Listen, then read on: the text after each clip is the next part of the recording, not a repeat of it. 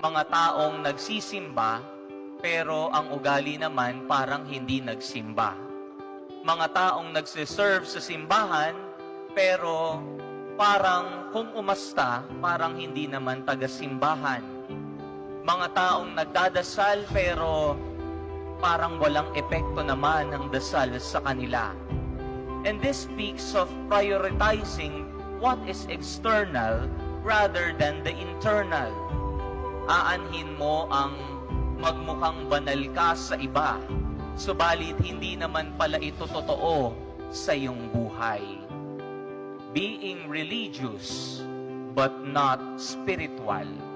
Nakikita ka ng iba, subalit para bagang walang personal connection sa Panginoon, parang walang pagbabago ng buhay.